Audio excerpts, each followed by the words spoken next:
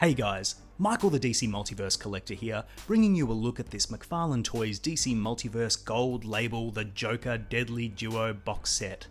Now, that's a mouthful. A big thank you to Head Start Toys and McFarlane Toys for providing this for review.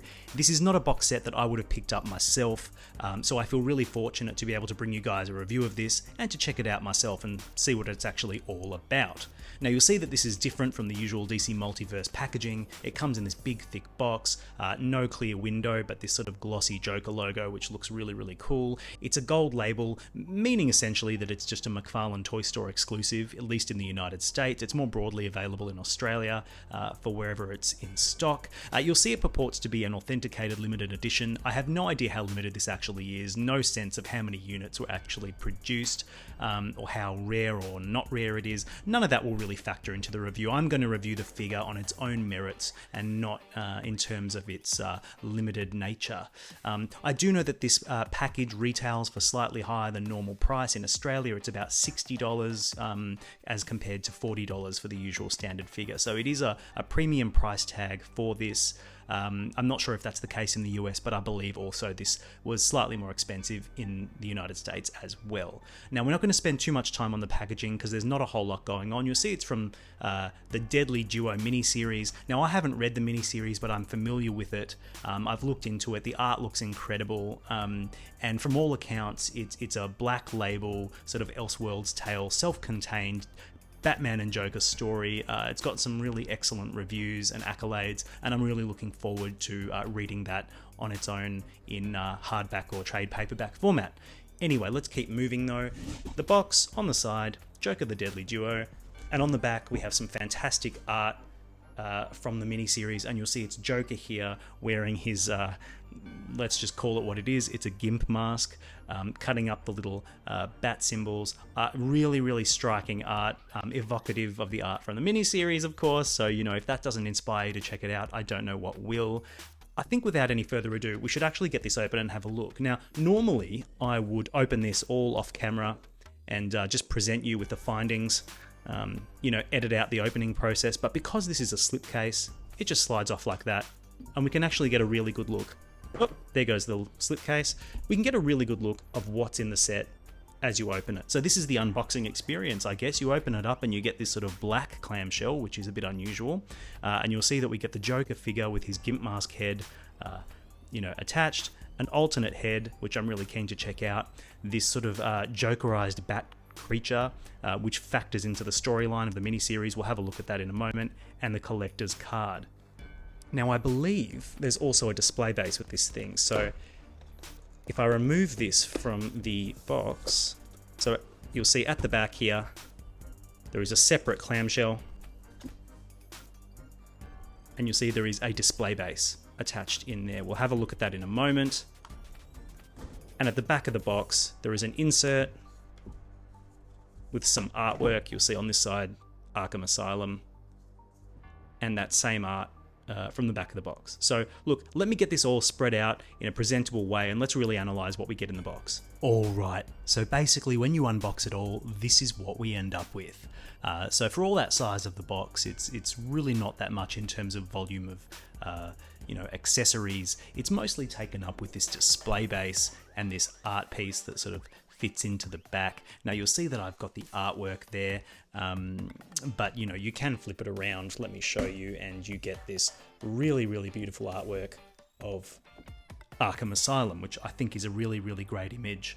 I've always felt that these you know, backgrounds, it'd be really nice if they were actually splayed in landscape format instead of portrait format, so you get more of a like you know, diorama feel. But anyway, it is what it is, and for what it is, the art is actually gorgeous. This is printed on fairly thick cardboard, which is nice in terms of its quality, so you know, no complaints. Moving on to the display base itself, I think this is, you know, probably one of the more disappointing aspects of this package. Let me show you. So you'll see that it's fairly raised compared to your standard display base in DC Multiverse. It's three-dimensional, it's raised, it's kind of got a wash on it, completely hollow underneath, which is fine, I guess. But then you'll see it's got this surface, which is essentially just a sticker. which is not a problem. This haha sticker is quite cool in terms of design, but the problem is that straight out of the package, it's full of bubbles. And I'm not sure if that reads on camera under these lights, but there are just bubbles everywhere. It's like for those of you who do Lego, I'm not sure if there are any Lego enthusiasts in my audience, but you know when you're trying to get a sticker on a Lego tile and you just can't get the bubbles out and you spend all this time trying to force the bubbles out from underneath the sticker? Well, that's what I'm going to have to do with this. And frankly, you know, I just think for something that purports to be a limited edition, you either have to paint this deco on top, skip the deco altogether, or apply it in the form of a sticker that doesn't bubble like this. I'm sure that technology exists. This just doesn't seem, very premium. It seems kind of cheap and a little bit nasty. So I'm not a fan of the display base at all. I like the idea of it, but in execution, it feels very unsatisfying. What it does have though is some nice little pegs. So you see there's a peg here for the Joker to stand on, which I'll demonstrate in a minute. There's also a peg here for our little, Jokerized bat creature. This is directly taken from the Deadly Duo miniseries. Without spoiling anything, special genetically engineered DNA comes in contact with a bat in the Batcave and creates this sort of Joker bat creature. And this is fairly accurate to what it looked like in the comics. See, it's got quite nice sculpted detail on the wings. Those little teeth are painted quite nicely. Yeah, quite a cute little accessory, and it's sort of, it's unique. There's nothing else like it in the line, and he pegs right there into the base. Now, I think it would be kind of cooler if he was maybe a little bit more elevated on a little flight stand or something, so it looked like he's flying. But for what it is down here, I think that's really cute. I like how the accessory fits into the base as well. It's a little bit of attention to detail that I quite appreciate. Let's have a look at what else we get in the package though. We get a trading card as per usual, slightly different design with this purple down the bottom as that art again. Flip it around, and here it says that we have a certificate of authenticity.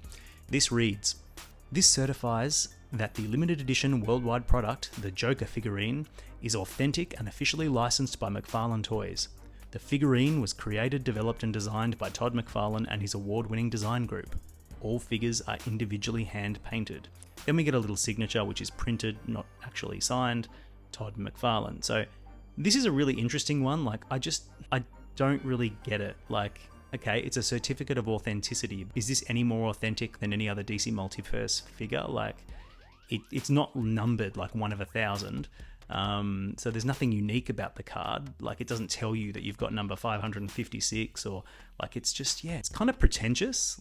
He's trying to make this set seem more important than it is. I don't know, maybe I'm being unfair, but I don't understand. Anyway, so that's the card. And then we get this alternate head sculpt for the Joker. Now, this is actually an amazing looking head sculpt in my opinion. Look at that. In my opinion, that is one of the best Joker head sculpts that we've ever gotten. I really like the hair, the way it's got all that volume, that swooshiness. It's got a little bit of wash in the hair, it's not just solid green.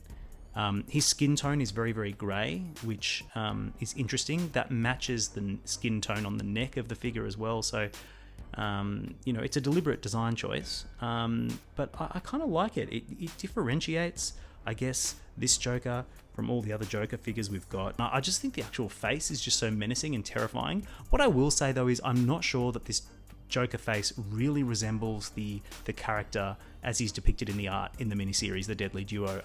The hairstyle doesn't quite match. In the miniseries, he's kind of got shaved sides, so it's a more severe modern haircut with the shaved sides and the long hair on top. So this kind of doesn't really look like the art, but it's just a really awesome Joker head sculpt in my opinion, and probably one of the best we've ever gotten. So I'll pop that on the figure soon so we can see what it looks like. So let's actually have a look at the figure himself. This figure may look familiar to you, and he should, because we have seen this figure many times. I believe the first time this figure, a body buck, was used was for the Three Jokers wave. Now, from memory, the criminal, the comedian and the clown all had this same basic body, at least from the waist, or the diaper piece under there, and these legs. So that is all just reuse. And the way those figures differed is sort of what they had on top. So The comedian Joker had the trench coat on top to differentiate him, but the legs and the diaper are the same. We've also seen this exact same body buck used for, as I said, the clown, the criminal who shares the exact same jacket piece. I don't have those figures, I sold them long ago, but he had the same jacket, so very, very similar to the criminal Joker figure if you have that one. But we've also seen it with the Death of the Family Joker. You will see that they share the same diaper, the same legs, the same basic body buck. I believe that the Vampire Joker has the exact same body buck as well. So in terms of unique sculpting, we are not getting much. This is just reuse. And that's fine. Like, I don't mind reuse. Every line has reuse, and reuse can be sensible. My problem kind of comes when you consider that this is sort of meant to be some sort of limited edition. When you're calling something a limited edition and you're charging a slightly higher price for it, I think there is an implicit expectation that you might be getting something a little bit more unique than this. In terms of what makes this different from other Jokers we've got, even using the same buck, there is a bit of paintwork applied here. You'll see that there is like a light wash, and I'm not sure how much it's coming out on camera. Let me adjust the light, but you'll see that there's some like a scuff look to the paintwork. That is all deliberate. It's to make him look sort of ragged, which I think is quite nice. And obviously the other main thing that's different is the shirt here. You have that little tie, the vest underneath. That I think the vest is reused, but that tie piece, I believe, that cravat, that bow tie, whatever it is, that is unique. And obviously the head. Now let's have a look at the head for a moment. This is the Gimp Mask head, and I think it's fair to say that they've done an excellent job sculpting this. It's got a beautiful texture, it's got all those little straps, and obviously the zippers. Beautifully sculpted, very fine detail. Let's try and get some focus. Can you see that? Beautifully done, beautifully painted. Yeah, knocked it out of the park on this head sculpt. Now, from what I understand, the storyline reason for Joker wearing this Gimp mask is essentially the storyline contemplates that Batman and Joker team up to stop another villain who's unleashed sort of Joker monsters on Gotham. Harley Quinn's been kidnapped, Commissioner Gordon's been kidnapped, and so the Joker and Batman have to work together as a, deadly duo to sort of overcome their common foe. And as part of that process, Batman takes the Joker to the Batcave, and my understanding is that he uses this mask to effectively blind the Joker so that the Joker does not know where he is or how to enter the Batcave, and to keep the location of the Batcave secret. So I think that's the reason for this. It's a really interesting, unique look for Joker. I don't know who really would want him displayed like this. I suppose it does add some uniqueness to a display, having a Joker who looks like this. It sort of prompts some questions, like, your friends come over, they see your action figure shelf, and they say, what the hell is that? And you say, it's the Joker wearing a Gimp mask. Anyway, good conversation starter. One thing I will note is that the head sits very, very low on this body, so he does look a bit hunchbacky. You'll see it there. He kind of doesn't have much of a neck.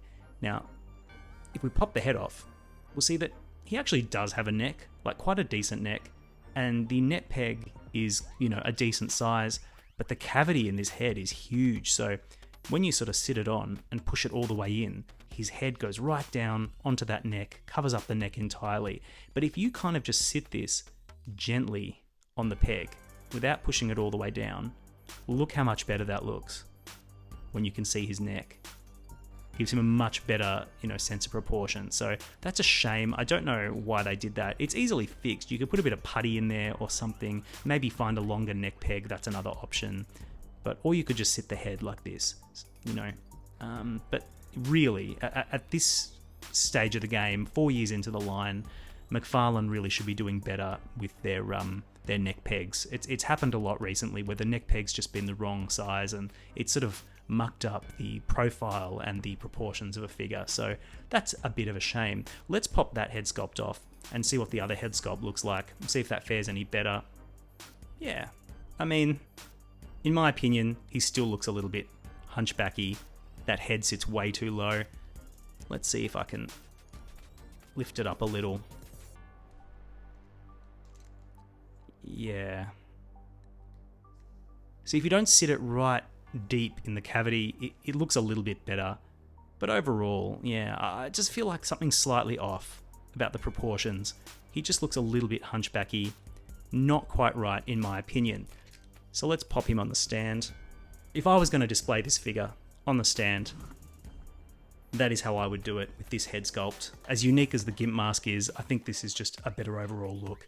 So I think like this, as a piece, you know, like this on the shelf, it looks really, really nice. I think overall, I think there's a lot of dead space on this stand. Like there's not a lot going on. I feel like it's really crying out for another diorama piece or something there to fill that space. I don't know what you would do, but there's just, yeah, a lot of emptiness there that I think is underutilized.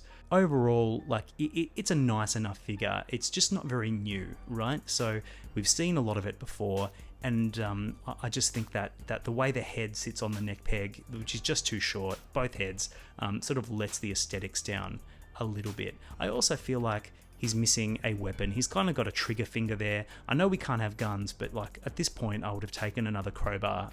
He just feels like that hand is empty. It needs something in it, in my opinion. But yeah, another thing to note, huge cavities at the shoulders.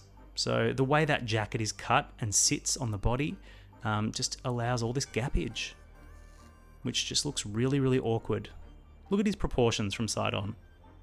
Yeah, it just doesn't look quite right.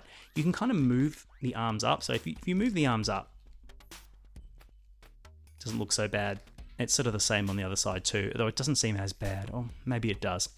But yeah, there's just, you know, there's just a few things with this figure that hold it back from greatness, and just make me feel like it's just, you know, not one of the better Joker figures that McFarlane has released, even though it has got one of the best Joker head sculpts that McFarlane has released. Now, I'm not going to give you a full articulation sort of segment for this because we have seen this figure many times. You've probably held many Joker figures before using this exact same body, so it'd be pretty boring and pretty redundant to go through that again. It's exactly what you would expect. So let's do some comparisons. Okay, so the first comparison I want to do is with one of my favorite Jokers, which is the Death of the Family Joker.